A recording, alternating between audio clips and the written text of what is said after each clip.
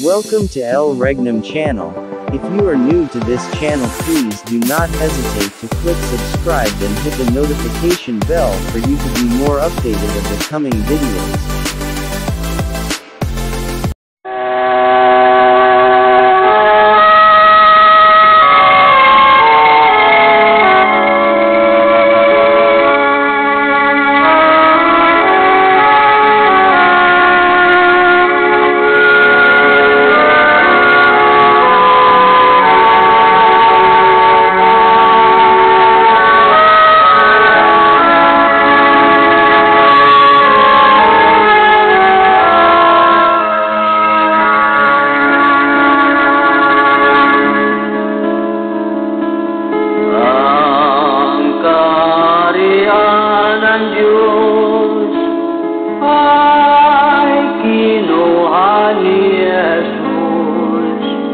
Sa lumang Jerusalem, sa bayang Huda Israel, kanyang ibinigay sa bansang nagbubunga, sa Diyos na kay Kristo na pananampalataya. Ang kaharian ng Diyos ikinubli ni Jesus. Hanapin natin ang bagong Jerusalem. May palatandaan ang malayong silangan, mga puno ng dagat, itong bansang Pilipinas. Sa lupang inirang ang ating tahanan,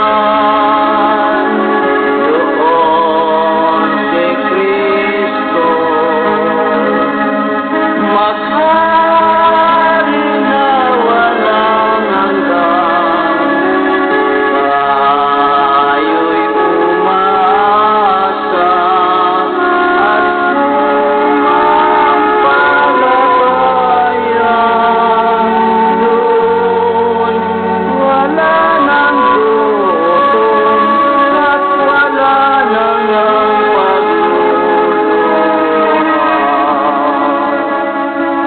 Sa lupang inirang ang ating tahanan, doon si Kristo maghari na walang hanggan. Tayo'y umaasa at sumampalataya.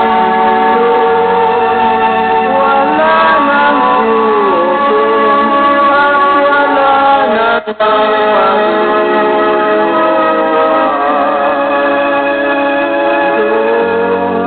Doon wala nang gutom at wala nang pagluluha.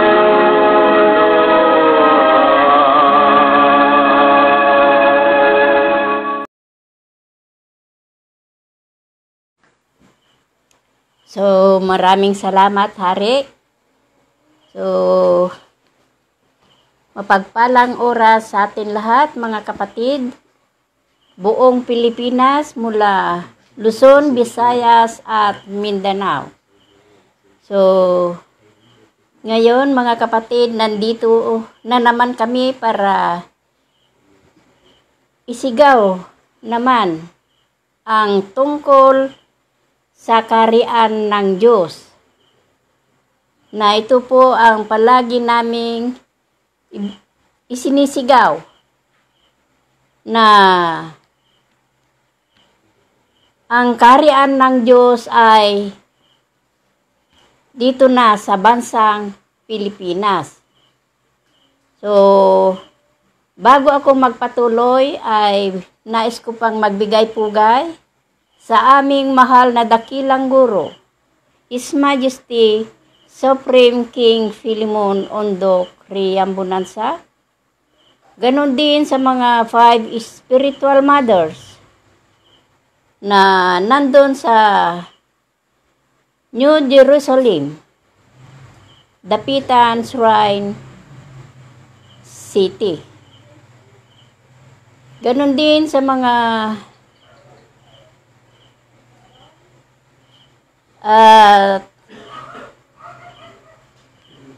ako'y lubos na gumagalang sa aming mahal na prinsipe, Prince Rocky Y. Criambonanza, na siya ang aming president ng The Royal Alpha Omega Ring Trading Corporation, at sa kanyang kapatid, Haring Adolfo B. Criambonanza, na siya ang president ng the Philippine Deuterium Development and Management Corporation. At ganon din sa mga 70 prophets. 70 prophets buong Pilipinas. At sa mga municipal leaders hanggang barangay leaders. At ganon din sa mga kapatid sa ibang bansa na si Reyna Shirley Del Rosario na nandun sa Kuwait. Magandang gabi, Reyna. At sa isang prinsesa na nasa Kuwait, Prinsesa Claribel Baltasar. So, mapagpalang oras, prinsesa. So, at sa mga kapatid namin sa Barangay Nagasikan, Santiago, Isabela, Haring Ramil Tadya, Haring Redentor Domingo, Haring Gino Tolentino, at Reyna Gloria de Leon, at Reyna Marites Sandibar, at si Reyna Luz Biminda Gutierrez, at sa isang prinsipe J.B. Sales, at sa buong pamilya. Ganon din sa isang kapatid dito sa Jones, Isabela, Haring Roger Pagumpana, at sa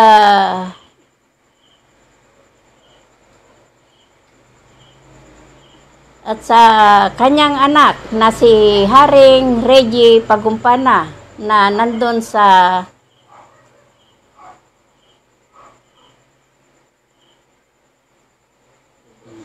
Negros, at sa kanyang Reyna Jel Pagumpana. Magandang gabi sa inyo, Hari at Reyna. So, ngayon mga kapatid, nandito na naman kami para ibahagi ang programa ng The Kingdom of God sa palatuntunan Consumatum Est, na ito ay palagi naming sasabihin na dito talaga sa bansang Pilipinas ibinigay ng Diyos ang kanyang kaharian na inalis mula sa bansang Israel at ibinigay sa isang bansang nagkakabunga. So, ito po ay ipinangaral ng ating Panginoon doon sa bansang Israel. Subalit, hindi tinanggap. At doon nagalit ang ating Panginoon na sinabi ayon sa banal na kasulatan sa San Mateo 21:42-43, Pasari. So, ganito po magbasa ayon po sa banal na kasulatan. Sinabi sa kanila ni Jesus, kailanman bagay hindi ninyo nabasa sa mga kasulatan? Ang batong itinakwil ng nagtatayo ng gusali, ang siya ring ginawang pangulo sa panulok. Ito'y mula sa Panginoon at ito'y kagila-gilala sa harap ng ating mga mata. Sa 43, kaya nga sinasabi ko sa inyo, aalisin sa inyo ang kaharian ng Diyos at ibibigay sa isang bansang nagkakabunga. So, narinig natin mga kapatid na inalis ang Panginoon ang kaharian ng Diyos at ibinigay sa isang bansang nagkakabunga. So, anong bansa ang sinabi ng Diyos na pagbigyan ang kaharian ng Diyos? Kaya, ang Panginoon ay ipinapahanap ang kaharian ng Diyos na inalis mula sa bansang Israel at ibinigay sa isang bansang nagkakabunga ayon sa banal na kasulatan sa San Mateo 6:33. Basare. So, ganito po mabasa ayon sa banal na kasulatan. Datapwat hanapin muna ninyo ang kanyang kaharian at ang kanyang katwiran at ang lahat ng mga bagay na ito ay pawang idaragdag sa inyo. So, narinig natin mga kapatid na pinapahanap ang Diyos ang kanyang kaharian at ang kanyang katwiran at ang lahat ng bagay na ito ay pawang maidaragdag sa inyo. So, yan po ang sinabi ng ating Panginoon. Bakit pinapahanap? Sapagkat ito ay palaging hinahanap ang mga tao. Kaya sinabi ng Diyos na hanapin ang kaharian. So, ngayon mga kapatid, nandito kami para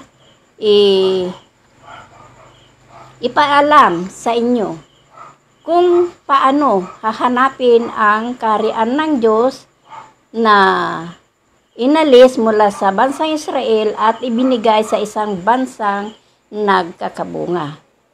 So, ito po ang aming papatunayan na talaga na dito sa bansang Pilipinas ang kaharian ng Diyos. So, ayon sa pang-anim na pagpapatunay na mababasa sa banal na kasulatan sa Apokalipsis 13:1, Basari. So, ganito po ang magbasa ayon po sa banal na kasulatan. At siya ay tumayo sa buhanginan ng dagat. At nakita ko ang isang hayop na umahon sa dagat, na may 10 sungay at 7 ulo. At sa kanilang mga sungay ay may 10 diadema. At sa kanyang mga ulo ay mga pangalan ng kapusungan.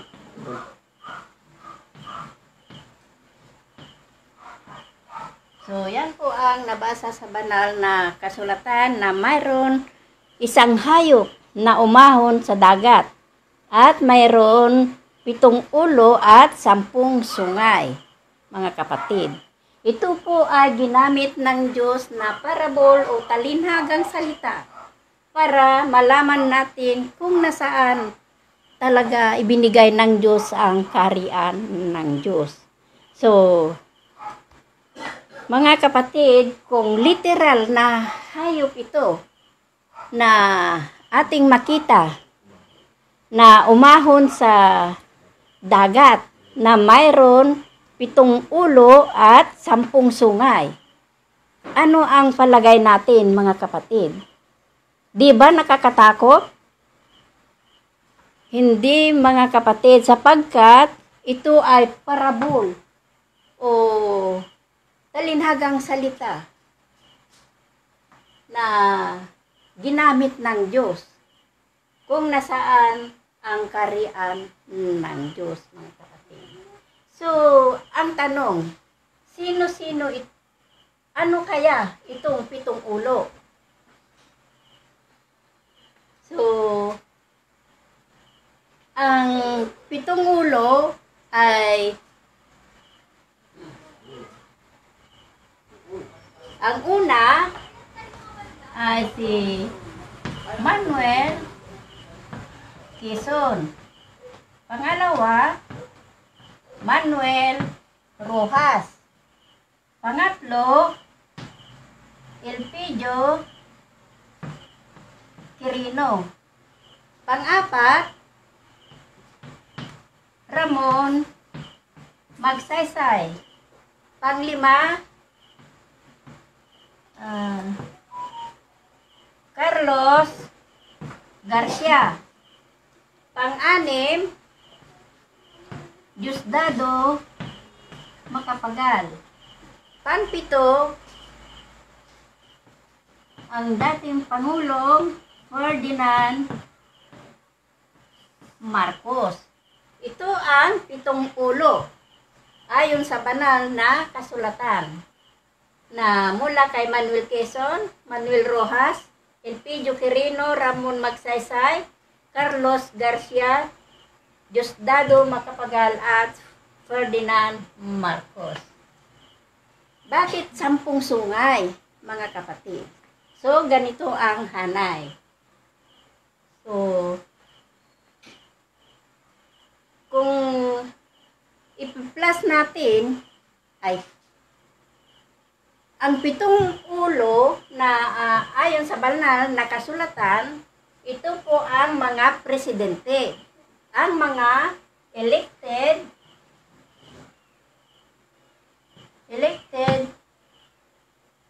president. So, bakit 10 sungay? So, ganito. Kung ipa-plus natin ang 3 appointed president na mula kay Emilio Aguinaldo, Jose Laurel, at Sergio Osmeña. Kung i-plus natin itong 7 elected president at 3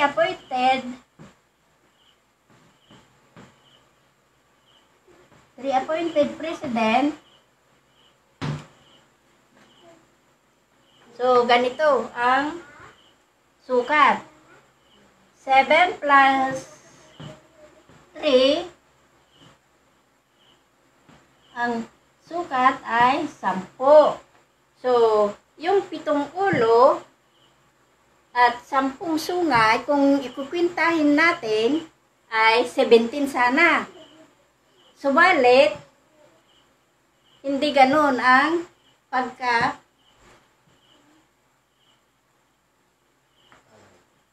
pagkahanay.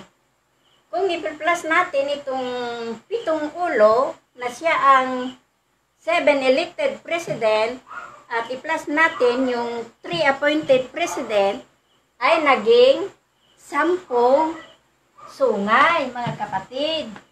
So, Yan po ang palatandaan o ibinigay ng Diyos na patutuo kung nasaan ang kaharian ng Diyos, mga kapatid. Ang tanong, saan ito naganap? Walang iba kundi dito sa bansa nating Pilipinas.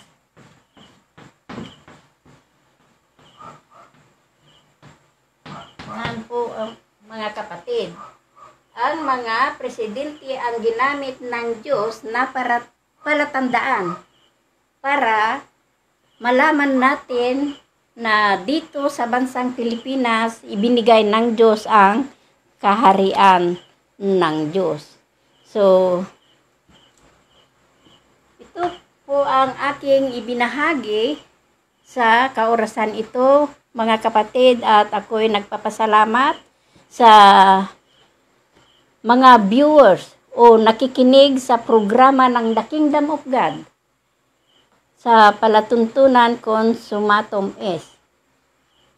At sana ay hindi kayong magsawa na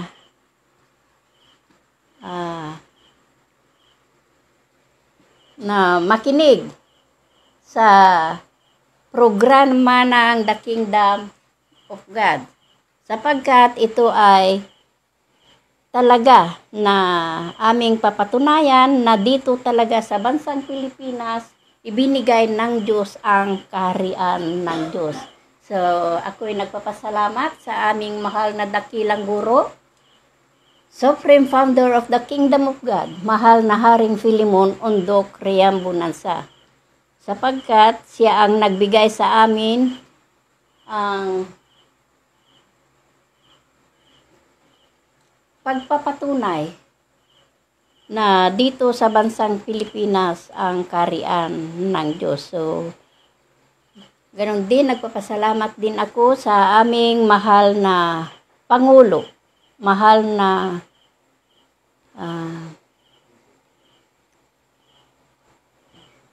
Prinsipe, Prince Rocky Y. Riambunansa, at Haring Adolfo B. Riambunansa, at sa aming